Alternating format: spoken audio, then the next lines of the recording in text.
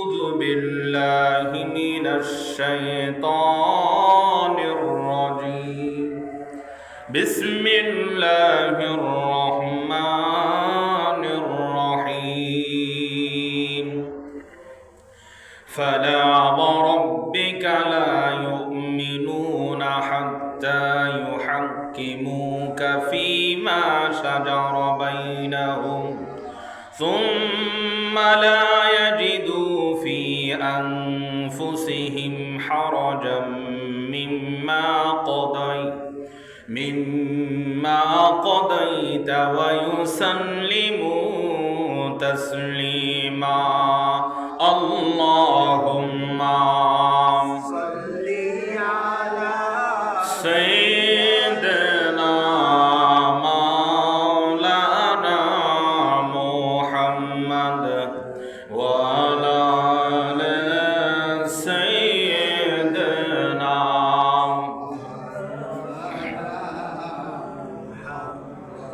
আল্লাহ আজকের জুমআ কবুল করেন নসিব করেন মদিনা নবীজিকে না দেখাইয়া কবর দেশে নিও না আল্লাহুম্মা সাল্লি আলা জবান খুলে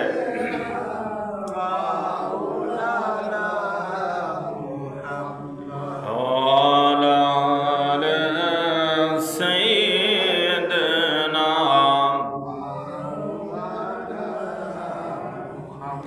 দয়াল আল্লাহ কবুল করা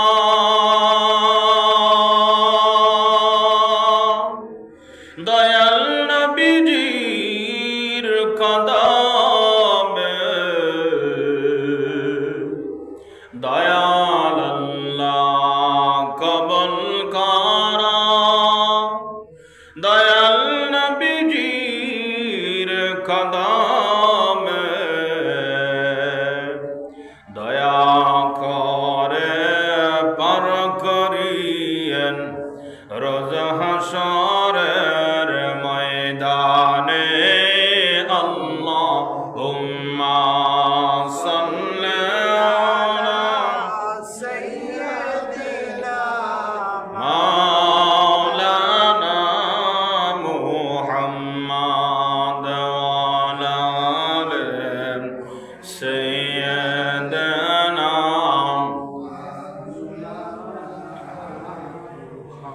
যেখানেই থাকো যেভাবেই থাকো নবীর আদর্শ মেনে নাও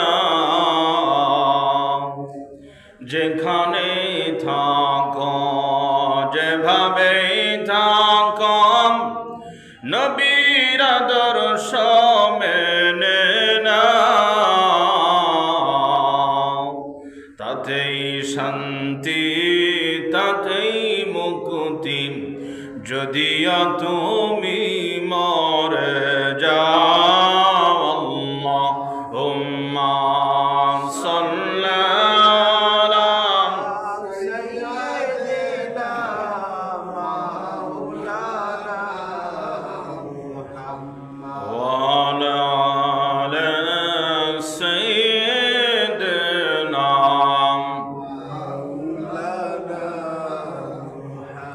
मोहम्मद ने आकर कुफ्र को मिटाया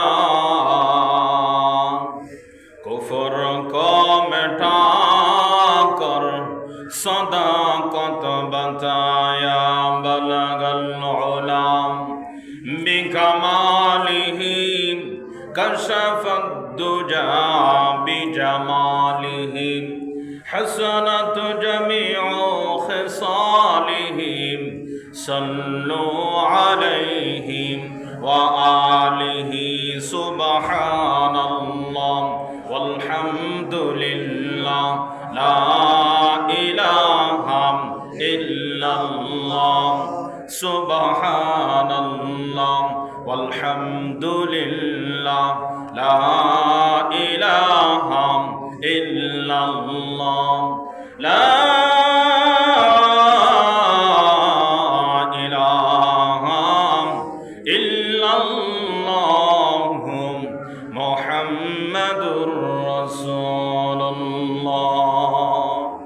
সাল্লাল্লাহু আলাইহি ওয়াসাল্লাম। আলহামদুলিল্লাহ, আল্লাহ সুবহানাহু ওয়া তাআলার দরবারে লাখো কোটি শুকরিয়া, যে মহান রব্বুল আলামিন আপনাকে আমাকে হাজী আলাউদ্দিন জামে মসজিদে জুমার নামাজের পূর্বে দ্বীনি আলোচনা শোনার জন্য, কোরআন সুন্নাহর কিছু কথা শ্রবণ করার জন্য আপনাকে আমাকে এই মসজিদে আসার এবং বসার তৌফিক দান করলেন। এই জন্য মহান আল্লাহ সুবহানাহু ওয়া তাআলার দরবারে অন্তরের অন্তরস্থল থেকে আমাদের ভালোবাসা আবেগ উজাড় করে দিয়ে আনন্দ চিত্তে সমস্বরে সেই মহান রবের দরবারে সকলেই উচ্চ আওয়াজে বলুন আলহামদুলিল্লাহ। আরো চিৎকার মেরে বলুন আলহামদুলিল্লাহ। সরকারে কায়নাত মুফাখখারে মওজুদা হযরত আহমদ মুজতবা মুহাম্মদ মুস্তাফা সাল্লাল্লাহু আলাইহি ওয়াসাল্লামের প্রতি লক্ষ কোটি দরুদ সালাম পেশ করে আরো একবার মানবতার মুক্তির দূত রহমাতাল লিল আলামিনের প্রতি আরো একবার দরুদ সকলে আওয়াজ করে পড়ুন সাল্লাল্লাহু আলাইহি ওয়াসাল্লাম। এখন আমরা ইংরেজি সন অনুযায়ী আমরা দ্বিতীয় জুমায় আমরা সকলেই উপস্থিত হয়েছে, ঠিক কিনা? এবং রজব মাসের আজ 19 তারিখ। কয় তারিখ? 19 তারিখ। আমরা যেহেতু মুসলিমদের মূল যে সংবিধান, যে গাইডলাইন, সেটা হলো কোরআন। আর এই কোরআন হলো আরবি ভাষায় নাজিল হওয়ার কারণে আমরা সমস্ত ভাষাকে সম্মান করি, শ্রদ্ধা করি, কিন্তু সব ভাষার থেকেই আমাদেরকে আরবি ভাষার উপরে সম্মান এবং শ্রদ্ধা বেশি থাকতে হবে, ঠিক না? কেননা রাসূল আরবি সাল্লাল্লাহু আলাইহি ওয়াসাল্লামের প্রতি যেই ভাষায় কোরআন মাজিদ নাজিল হয়েছে, এই ভাষাটা হলো কোরআন। এবং এই কোরআনে যেই ভাষা দিয়ে আল্লাহ তাআলা অবতীর্ণ নাজিল করেছেন, সেই ভাষাটা হলো আরবি ভাষা। কোন ভাষা? এখন এখানে অনেকেই প্রশ্ন করতে পারেন, হুজুর তাহলে আমরা বাংলায় বা ইংলিশে, হিন্দি, ফার্সি, উর্দু, হিব্রু যতগুলি ভাষা পৃথিবীতে আল্লাহ তাআলা নাজিল করেছেন, এই সমস্ত ভাষায় কি যদি আমরা কোরআনের অনুবাদ, ব্যাখ্যা, তাফসীর পড়ি তাহলে কি কোনো অসুবিধা আছে? না, এতে আপনার আমার জন্য কোনো অসুবিধা নেই। আপনি কোরআন বোঝার ক্ষেত্রে, মানার ক্ষেত্রে যে কোনো ভাষায় ট্রান্সলেট করা, তাকে অর্থ, ব্যাখ্যা, তর্জমা করা আপনি পড়তে পারেন, কোনো সমস্যা নেই। আমাদের বর্তমান বাংলাদেশে আমরা বিভিন্ন জায়গায় সফর করে, ভ্রমণ করে আমরা যেটা অধিকাংশ মানুষের মধ্যে যেটা এখন আমরা লক্ষ্য করি, যে আমাদের অধিকাংশ ছেলেমেয়েরা তারা ইংলিশ ভাষার উপরে মোটামুটি জ্ঞান রাখে। বাংলা ভাষার উপরে যতটুকু জ্ঞান না রাখে, তার থেকে 1%, 2% বেশি হলেও ইংলিশের উপরে জ্ঞান রাখে, ঠিক কিনা? এই জন্য আমরা দেখবেন আরবি বছরটা শুরু হয় রমজান দিয়ে, রবিউল আউয়াল দিয়ে শুরু হয়, এবং বাংলা যে সনটা শুরু হয় এটা হলো পহেলা বৈশাখ দিয়ে শুরু হয়, বৈশাখ মাস থেকে শুরু হয়। এবং ইংলিশ যে ইংরাজি যে সনটা শুরু হয় সেটা হলো কি জানুয়ারি থেকে শুরু হয়। কিন্তু দেখা যায় যে আমাদের দেশে উদযাপন করা জায়েজ আছে কি না জায়েজ, হারাম ও কত হবে আগে কথা হলো যে আমরা যেই দিবসগুলি বাংলার জমিনে আমরা পালন করে থাকি, এটা হতে পারে হালাল, হতে পারে হারাম, সে বিষয় হবে পরে কথা। কিন্তু অধিকাংশ ছেলেমেয়ের মুখে আমরা শুনতে পাই, যুবক যুবতীর কে আমরা দেখতে পাই বা ব্যানারে দেখতে পাই আমরা যে 16ই ডিসেম্বর, 31শে ডিসেম্বর। তাহলে আমরা বাংলাদেশে থাকার পরেও আমরা বাংলা ভাষাটা কিন্তু এত গুরুত্ব দেই না, দেই কিন্তু। অধিকাংশ ছেলে মেয়ে দেখবেন, যাদের ছেলে মেয়েরা স্কুল কলেজ ভার্সিটিতে পড়ে, ইংলিশের জন্য একটা টিচার রাখছে আলাদা, অঙ্কের জন্য একটা টিচার রাখছে আলাদা, কিন্তু অধিকাংশ দেখা যায় বাংলার জন্য আরবির জন্য কোন টিচার নেই, ঠিক কিনা? তাহলে আমরা অঙ্ক আর ইংলিশ, গণিত আর ইংরাজিটা আমরা অধিকাংশ মানুষ কেউ বুঝে দেয়, কেউ না বুঝে দেয়, এই দুইটা সাবজেক্টের উপরে, বইয়ের উপরে অধিকাংশ মানুষ টিচার নিয়োগ দেয়, শিক্ষক নিয়োগ দেয়। তারা এই দুইটাকে মানে একটা পুঁজি বানায় ফেলছে। যেমন স্কুলের মধ্যে যে ইসলামিক বিষয় যেই কিতাবগুলি, ইমান আকিদার জন্য যেই ধর্মীয় কিতাব, এটা হলো 4 সাবজেক্ট। এ পড়লেও হয়, না পড়লেও হয়, এমনি এমনি পাস করে। কিন্তু ইংলিশের জন্য আমাদের ছেলে মেয়েরা, যুবক যুবতীরা যেইভাবে তার মাথাকে হাঁট করে, সে যত চিন্তিত থাকে অন্য কোনো বইয়ের প্রতি, কিতাবের প্রতি এত কিন্তুই না। কিন্তু আমাদের এই বাংলাদেশে আমাদের প্রথম লক্ষ্য ছিল এটাই যে আমাদেরকে আগে বাংলার প্রতি লক্ষ্য করতে হবে। কিন্তু তার উল্টা হওয়ার কারণ কি? যে আমরা যেই বাংলাদেশে বসবাস করি, এই বাংলার উপরে কোনো মান সম্মান তেমন একটা নেই। সুতরাং এই ইংরেজ সরকার এই পৃথিবীতে তার ইংরাজি, তার যে ইংলিশ ভাষা এবং ইংরেজ বাদিত্ব যেই কালচারগুলি, সময়গুলি, কাজগুলি, তারা প্রত্যেক দেশেই কর্ম করে যেভাবে হোক পুঙ্খানুপুঙ্খানুভাবে পৌঁছানোর জন্য চেষ্টা করেছে এবং সেটাই তারা সাকসেসফুল হয়েছে, ঠিক কিনা?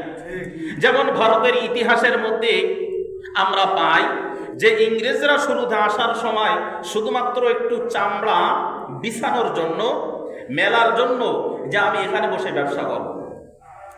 এই ইংরেজ সরকার আসার, এই যে তারা ব্যবসা করার জন্য ছোট একটু জায়গা চাইল, এই জায়গার মধ্যে থেকে তারা ভারতকেও তারা স্বাধীন করে ফেলছে। ভারতকেও কি করছে?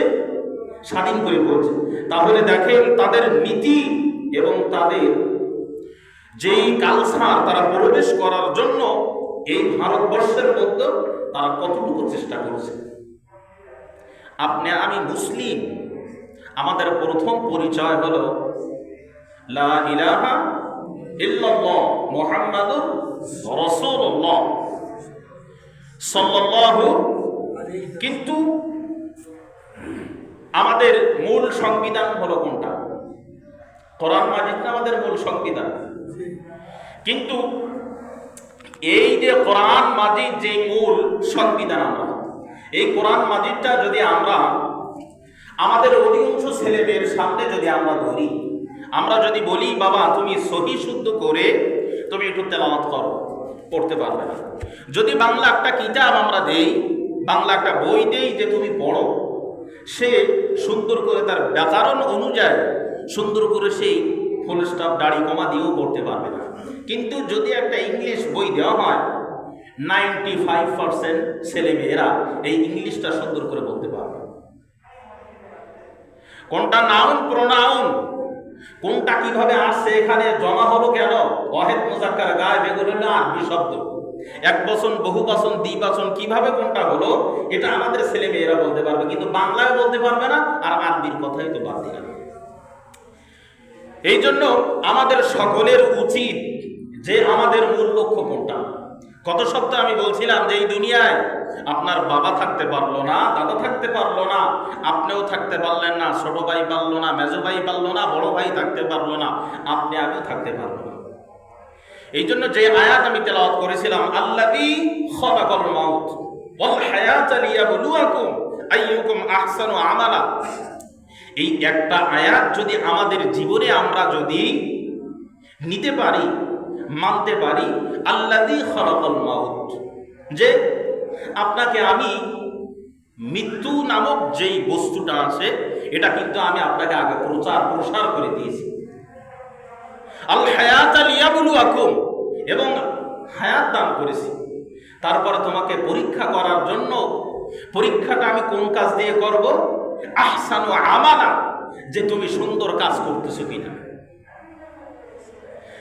তাহলে আমি যদি আমরা আগে জানতে পারছি আমাদের মৃত্যুবরণ করতে হবে, এবং আল্লাহ তাআলা আমাদেরকে হায়াত দান করেছেন, এবং আল্লাহ তাআলা আমাদেরকে পরীক্ষার জন্য দুনিয়াতে পাঠিয়েছেন, এবং পরীক্ষা কোন কিতাব, কোন বিষয়, কোন সাবজেক্টের উপরে হবে এটাও আল্লাহ তাআলা প্রশ্ন সাথে উত্তরটাও আল্লাহ তাআলা দিয়ে দিয়েছেন। আহসানু আমালা, যে তোমার উত্তর হবে তুমি দুনিয়ার মধ্যে কতটুকু ভালো কাজ করতেছো, খারাপ কাজ করতেছো, সেই অনুযায়ী তোমাকে আমি ওই কঠিন কিয়ামতের ময়দানে যেই দিন আমি আদালত কায়েম করব, এই আদালতের মধ্যে আমি তোমাকে বিচার করব কোনটা দিয়ে? আহসানু আমালা, যে তোমার ভালো কাজ এবং মন্দ কাজ, খারাপ কাজকে আমি পার্থক্য করব, যাচাই বাছাই করে তোমার জন্য আমি দুইটা জায়গা নির্ধারণ করেছি। আপনি যদি পরীক্ষায় প্রশ্নই যদি আপনি উত্তীর্ণ হয়ে পাস করতে পারেন, গোল্ডেন এ প্লাস যদি আপনি পান, তাহলে আপনাকে দেওয়া হবে ওই পুরস্কার, যেটা জান্নাত। সুবহানাল্লাহ। আর যদি আপনি ফেল করেন তাহলে আপনার জন্য দেওয়া হবে জাহান্নাম। নাউযুবিল্লাহ। তাহলে আপনাকে আমাকে, কারোর বয়স 20, কারোর বয়স 25, 30, 40, 50, যে যেই স্টেপে আসি, আমরা এর আগে ওয়াজ নসিহত যাই কিছু শুনি না কেন, যে যতটুকু মানতে পেরেছি আলহামদুলিল্লাহ। যতটুকু আল্লাহ তাআলা 25 সালের আগ পর্যন্ত আমাদেরকে করার তৌফিক দান করেছেন ভালো কাজ, সেজন্য আমি হাজারবার, লক্ষ কোটি বার শুকরিয়া আদায় করি। এবং আমাদেরকে এই 26 সালের শুরু, এক জুমা পার হয়ে দ্বিতীয় জুমায় আমরা আসলাম। এই রজব মাসের 19 তারিখ থেকে আমাদের লক্ষ্যবস্তু হবে যে আমার জানা মতে কোনো খারাপ কাজ, কোনো অন্যায়, কোনো অবিচার, কোনো জুলুম আমার দ্বারা যেন সংগঠিত না হয়, তৈরি না হয়। ঠিক কিনা? এখন এই অন্যায়, অত্যাচার, জুলুম, অবিচার করার জন্য, এর থেকে বাহির হয়ে আসার জন্য আমাদেরকে 3টা জিনিস লক্ষ্য করতে হবে। আল্লাহ তাআলা দুনিয়ার সমস্ত মানুষের জন্য ইনসাফ প্রতিষ্ঠা করতে বলছেন। ইনসাফ, আদালত, যে সবার জন্য সমান বিচার হবে, এবং এই পৃথিবীর সকল মানুষের জন্য ইনসাফ প্রতিষ্ঠা করতে হবে। এবং দ্বিতীয় নাম্বার হলো ইহসান করতে হবে। এই আল্লাহ তাআলা ইহসান করার জন্য কোরআন মাজিদের মধ্যে তাকিদ দিয়েছেন 2জন মানুষের ক্ষেত্রে। কয়জন মানুষের ক্ষেত্রে? ওয়াবিল ওয়ালিদাইনি ইহসানা, একটা হলো তোমার পিতা, আর একটা হলো তোমার মাতা, তোমার মা এবং বাবা। আম্মু এবং আব্বুকে, এই 2জনের সাথে তোমাকে শুধু ইনসাফ করলে হবে না, ইহসানও করতে হবে। জোরে কন্না সুবহানাল্লাহ। এবং এই ইনসাফের অপরটা হলো জুলুম, অন্যায়, অত্যাচার, সেটা যে কোনো ক্ষেত্রে হতে পারে। গত সপ্তাহে আমি বলছিলাম যে আমরা অনেকে ওয়াজ নসিহত শুনি, কোনটা ব্যাখ্যা, কোনটা তাফসীর, কোনটা শানে নুজুল, এইগুলো আমরা অধিকাংশ মানুষ জানি না। ঠিক কিনা? কিন্তু শানে নুজুল কাকে বলে এটাকে আমাদের সকলকে মনে রাখতে হবে এবং বুঝতে হবে। শানে নুজুল ওই সময় বলা হয় কোন ঘটনার পরিপ্রেক্ষিতে, ঘটনাকে উপেক্ষা করে ঘটনা বোঝানোর জন্য যে কোরআন মাজিদের আয়াতটা নাজিল হয়, একে শানে নুজুল বলে। 1 নাম্বার। 2 নাম্বার, কোন হুকুম আল্লাহ তাআলা দেবেন, এই জন্য কোরআন মাজিদের আয়াত নাজিল করেছেন রাসূল আরবীর কাছে সাল্লাল্লাহু আলাইহি ওয়াসাল্লাম, এটাওকে শানে নুজুল বলে। 3 নাম্বার, কোন হুকুমকে আল্লাহ তাআলা বাতিল করবেন, যেমন মদ খাওয়া হারাম, জেনা ব্যভিচার করা হারাম, গান বাদ্য শোনা হারাম, সুদ ঘুষ খাওয়া হারাম। এই হারামের পর্যায়ে যেগুলো আসছে হারাম করার জন্য আল্লাহ রাব্বুল আলামিন যে আয়াত নাজিল করেছে, এই আয়াতের জন্য আল্লাহ তাআলা যেই সময় নাজিল করেছেন এই হুকুমকে রহিত করার জন্য, যে কোনো মানুষ ঘুষ খাইতে পারবে না, সুদ খাইতে পারবে না, জেনা করতে পারবে না, ব্যভিচার করতে পারবে না। এই জন্য আল্লাহ রাব্বুল আলামিন এই আয়াত নাজিল করার কারণে এটা হলো হুকুম বাতিল করা। এই যেই পরিপ্রেক্ষিতে আয়াতটা নাজিল হয়েছে এটাও কি বলে? শানে নুজুল। এখন শানে নুজুল যে আয়াত আমি খুতবার মধ্যে তেলাওয়াত করেছি, ফালা ওয়ারাব্বিকা লা ইউমিনুনা হাত্তা ইউহাক্কিমুকা ফীমা শাজারা বাইনাহুম সুম্মা লা ইয়াজিদু ফি আনফুসিহিম হারাজাম মিম্মা কাদাইতা ওয়া ইউসাল্লিমু তাসলিমা। এই আয়াত নাজিল হওয়ার সম্পর্কে একটি ঘটনা আছে। ঘটনাটা তাফসীরের কিতাবে দুই ভাবে আসছে। একটা হলো হযরত ওমর রাদিয়াল্লাহু তাআলা আনহু, যে এক ব্যক্তি কোন একটা ব্যবসার ক্ষেত্রে কোন একটা দ্বিধাদ্বন্দ্ব নিয়ে দুইজন ব্যক্তি ঝগড়া বিবাদ করেছে, করার পরে সেটা নিয়ে রাসূল আরবি সাল্লাল্লাহু আলাইহি সাল্লামের দরবারে আসলেন। আর একটা আসছে জুবায়ের রাদিয়াল্লাহু তাআলা আনহু, রাসূলের ফুফাতো ভাই। এই ফুফাতো ভাই পানির নালা নিয়ে, জমির মধ্যে যে পানি আসে, যেই নালা দিয়ে, ড্রেন দিয়ে পানি আসে, ওটাকে আপনাদের দিকে কি বলে? পানি যাওয়ার জায়গা দিয়ে যেটা আসে। এখন জুবায়ের রাদিয়াল্লাহু তাআলা আনহু আর একজন বেদুইন, এই দুইজনের জমিতে পানি আসার জন্য একটি পথ। এখন জুবায়ের রাদিয়াল্লাহু তাআলা আনহু পানি আসার যে পথটা, ওনার জমিতে পানি আসার পরপরই পথটাকে বন্ধ করে দেয়। এই তাফসীরের কিতাবে দুইটা ঘটনা আসছে। ঘটনাগুলি আমরা লক্ষ্য করি যে কি পরিপ্রেক্ষিতে এই আয়াত নাজিল হলো। রাসূল আরবি সাল্লাল্লাহু আলাইহি ওয়াসাল্লামের দরবারে একজন মুসলমান আর একজন বেদুইন আসলেন। আসার পরে রাসূল আরবির কাছে বিচারদার করলেন, আমরা অমুক সমস্যার জন্যই দ্বিধা দ্বন্দ্বের কারণে আপনার কাছে আসছি আমরা দুইজন। ইয়া রাসূলুল্লাহ, ইয়া হাবিবাল্লাহ, আপনি আমাদের এই বিচারকে মীমাংসা করে দিন, আমাদের এই দ্বিধা দ্বন্দ্বকে আপনি মিট করে দিন। রাসূল আরবি সাল্লাল্লাহু আলাইহি সাল্লাম দুইজন ব্যক্তির কথা মনোযোগ সহকারে শুনলেন। শোনার পরে মুসলমানকে বললেন যে তুমি যেই কর্মটা করলে তোমার ইহুদি ভাইয়ের সাথে, এই কর্মটা তোমার জন্য ঠিক হয় নাই। সুতরাং ইহুদির যেই কাজ, এই কাজটা হলো ভালো, তোমার কাজটা হলো খারাপ। জোরে কন্যা সুবহানাল্লাহ। এই মুসলমান তিনি মুনাফিক ছিলেন। তিনি রাসূল আরবি সাল্লাল্লাহু আলাইহি সাল্লামের এই বিচার ব্যবস্থাকে তিনি মানতে পারলেন না। যেই মুসলিম দেশের মধ্যে মুসলিম জনগণের বিচার হবে মুসলিমের পক্ষে, যেমন ভাবে আমাদের বাংলাদেশে এমন বিচার অধিকাংশের আগেও পরে, বর্তমানে এমন বিচার এখনো চলতেছে। যার ধন সম্পদ টাকা পয়সা আছে, যার পক্ষে মামা খালু বিচারক মন্ডলী উকিলরা যার পক্ষে আছে, যদি তার ধন সম্পদ থেকে থাকে বর্তমান সময় অধিকাংশ বিচারগুলি সেও যদি অন্যায় করে তার প্রতি চলে যায়, অন্যায় ব্যক্তি ছাড়া পেয়ে যায়, আর নির্দোষ ব্যক্তি হয় জেলের মধ্যে অপমানিত হয়, না হলে লাঞ্ছনা হয়ে কোর্টের থেকে বাহির হয়ে আসে। ঠিক কিনা? কিন্তু রাসূল আরবি সাল্লাল্লাহু আলাইহি সাল্লাম মদিনার মধ্যে না ন্যায় বিচার ইনসাফ প্রতিষ্ঠা করা লাগবে। কোন মানুষের প্রতি সে মুসলিম অমুসলিম হোক, কিন্তু সামান্য পরিমাণ, কিঞ্চিত পরিমাণ জুলুম তার উপরে করা যাবে না। রাসূল আরবি সাল্লাল্লাহু আলাইহি সাল্লাম এই মুসলিমের বিপক্ষে রায় দিয়ে দিলেন যে ইহুদির কাজটা ঠিক আছে, এই মালটা ইহুদি পাবে, তুমি মুসলমান পাবে না। এই মুনাফিক মুসলমান রাসূল আরবির বিচার না মেনে বাহির হয়ে আসলেন। আসার পরে ইহুদিকে বলতেছে, এই বিচার আমি মানি না, এই বিচারের জন্য হযরত আবু বকরের কাছে আমি যাব, আবু বকর যেই বিচার করে দেবে আমি এই বিচারকে আমি মেনে নেব। রাসূল আরবির বিচার আমার মনোপুত পছন্দ হলো না। ইহুদি বললেন, ভাই ঠিক আছে, তাহলে তোমাদের আবু বকরের কাছে চলো। যেহেতু সে অমুসলিম, এই জন্য তোমাদের নবী, তোমাদের আবু বকর, তোমাদের ওমর এই শব্দ সম্বোধন করে। আর যদি সে মুসলিম হতো বলতে আমাদের নবী, আমাদের আবু বকর, আমাদের ওমর, ঠিক না? ইহুদি বলতে যে চলো ভাই তোমাদের আবু বকরের কাছে যাই। হযরত আবু বকর তাদের দুইজনের কথা শোনার পর বললেন, রাসূল আরবি যে রায় দিয়েছেন, যেই ফয়সালা দিয়েছেন, এই ফয়সালার প্রতি আমারও একমত। রাসূল যেটা বলেছেন এটাই ঠিক। জোরে কন্যা সুবহানাল্লাহ।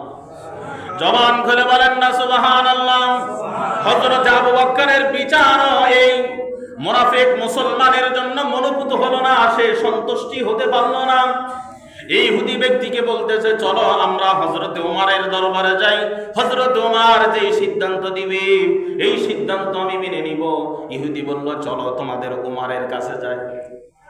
হযরত ওমরের কাছে যাওয়ার পর বললেন, হে ওমর, আমি একজন মুসলমান, আমি তোমার কাছে বিচার নিতে আসছি, আমার বিচারের শুরা করে দাও, ফয়সালা করে দাও।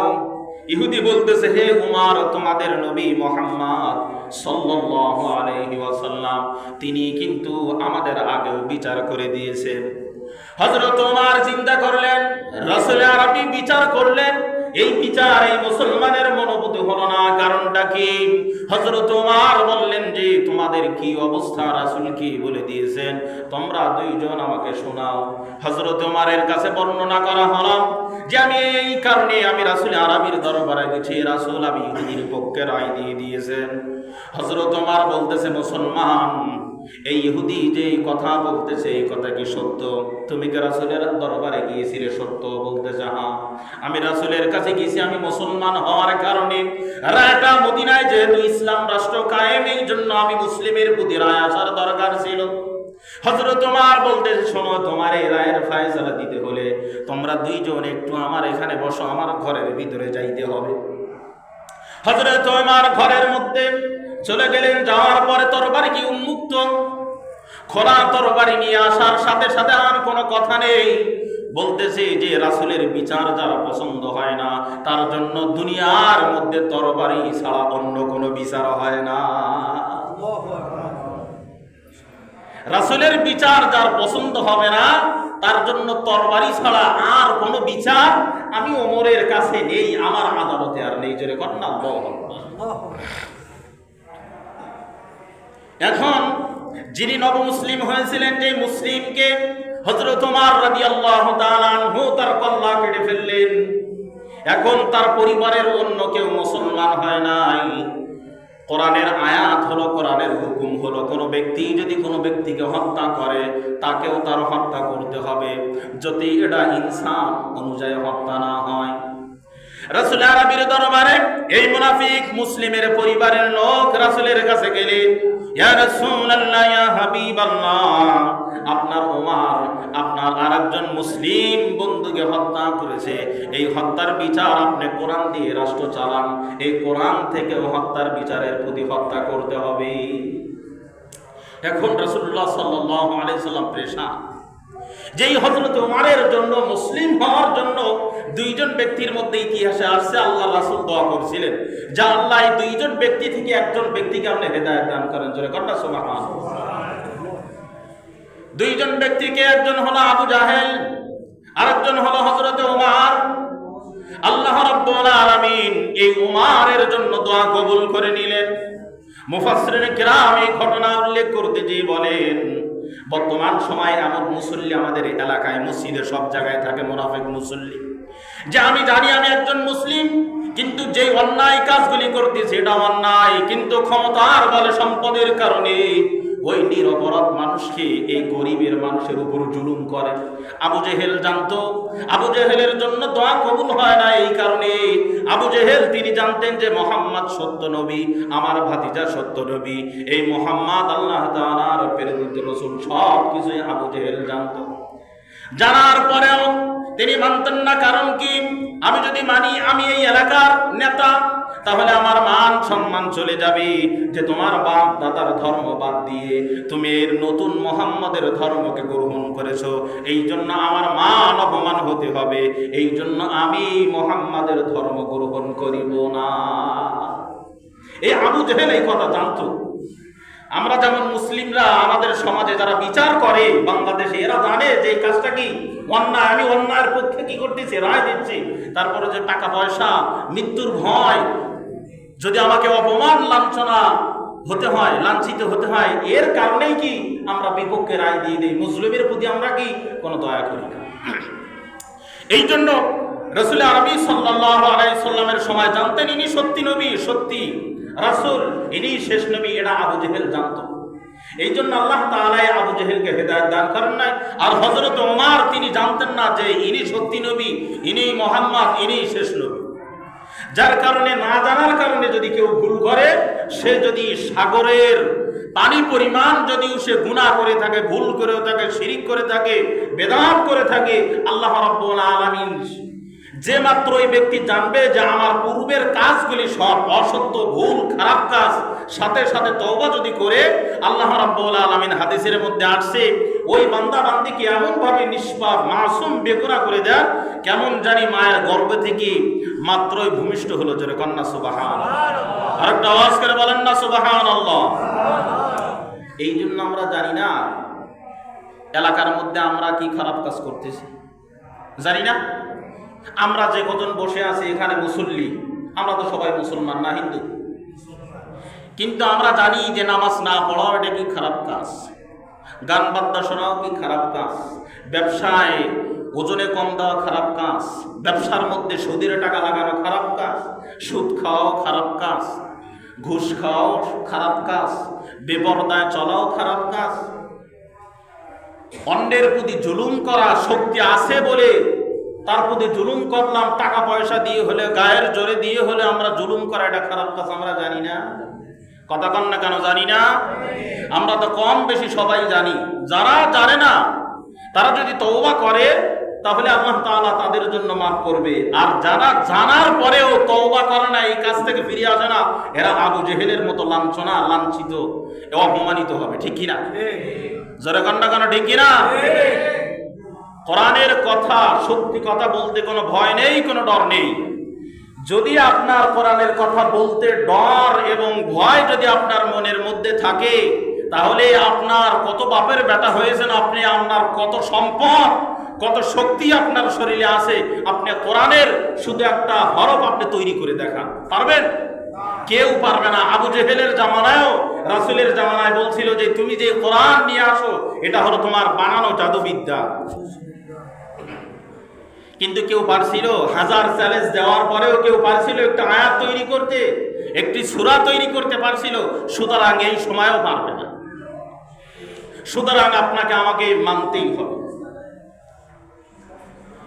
হযরতে ওমর যেই সময় এই মুনাফিক মুসলিমকে যেই সময় কতল করে ফেললেন, এই মুসলিম মুনাফিকের দরবারের তার পরিবারের লোকজন মুসলমান হয় নাই।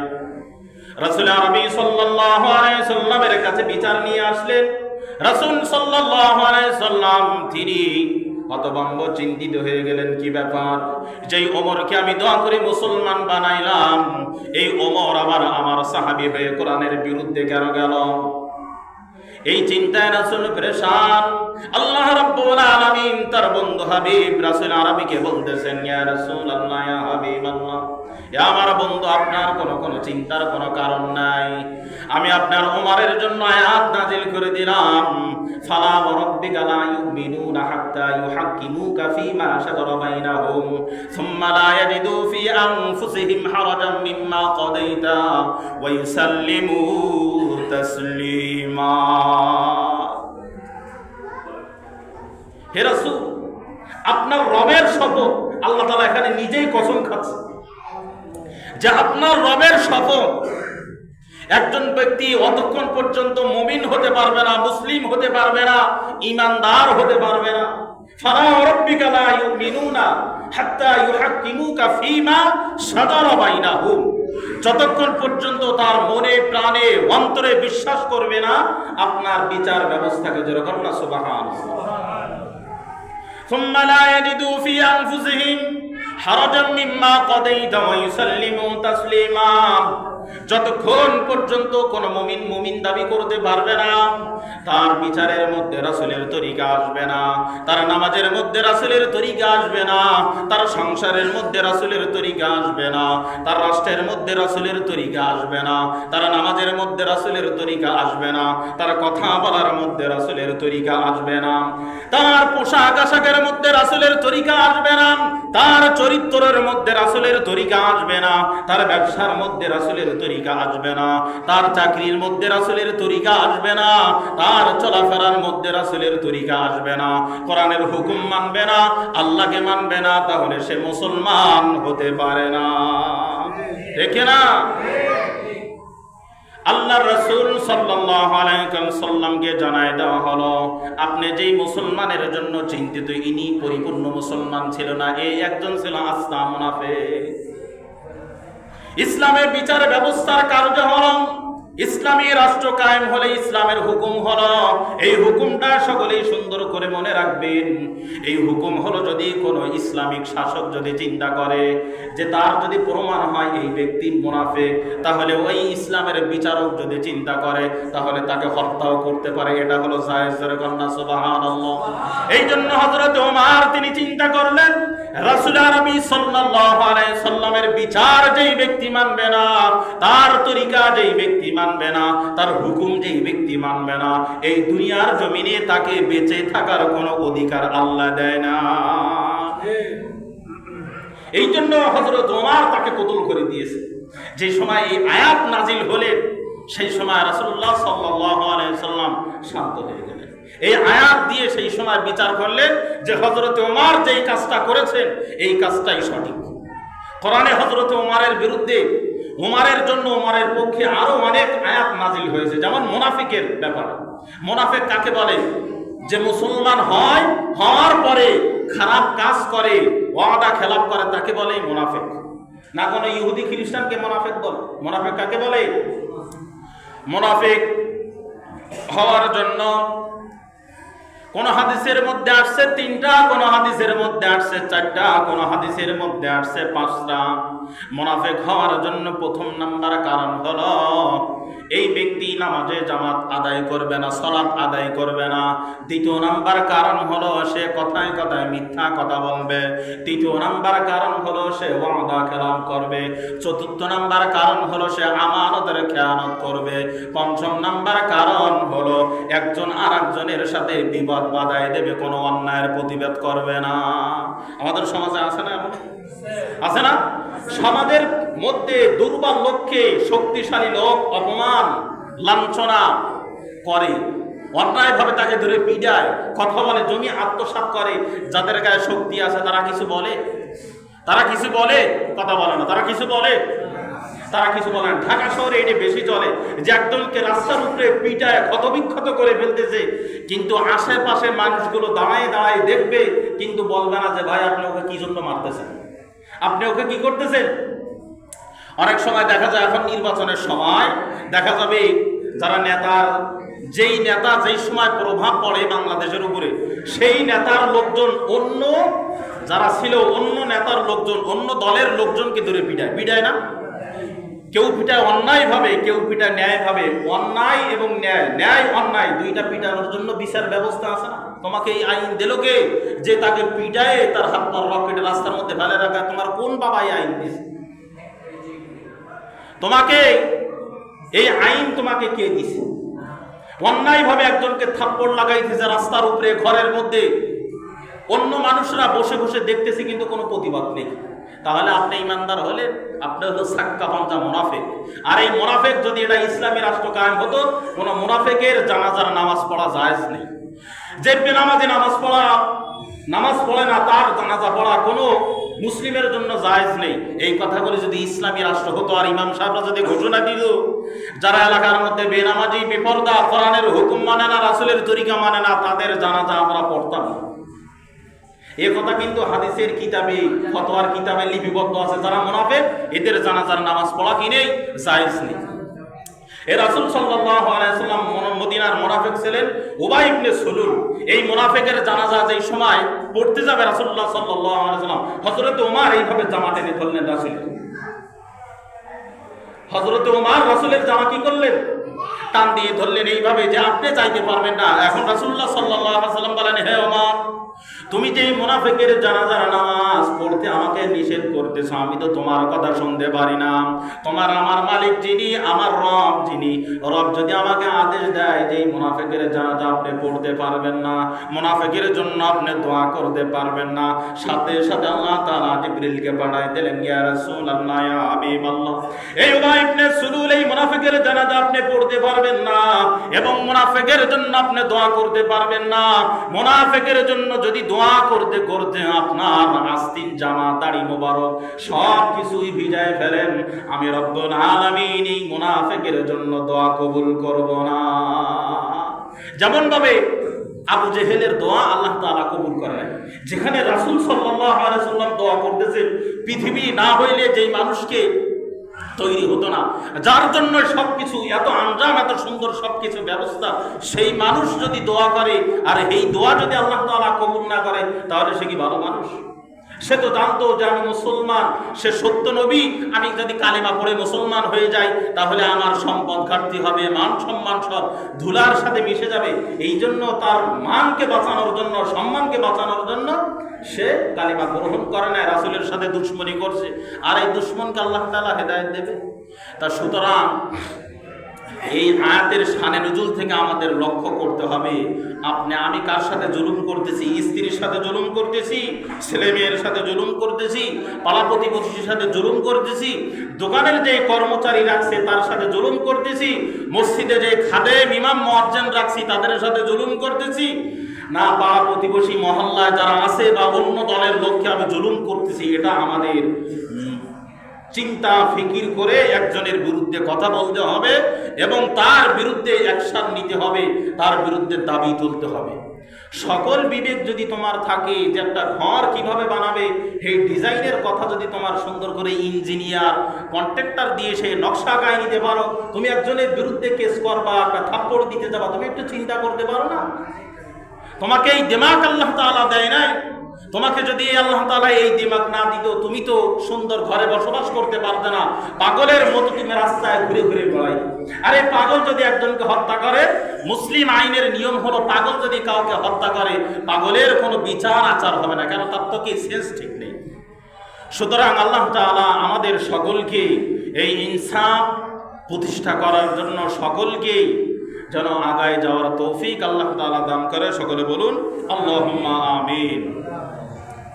আল্লাহ রাব্বুল আলামিন আমাদের জুলুম, অন্যায়, অত্যাচার থেকে আমাদের এতিম অসহায় সকলকে আল্লাহ তাআলা যেন হেফাজত করে এবং তার রহমতের চাদর দ্বারা যেন আমাদেরকে সব সময় বেষ্টন করিয়া রাখে। সকলে বলুন আল্লাহুম্মা আমিন।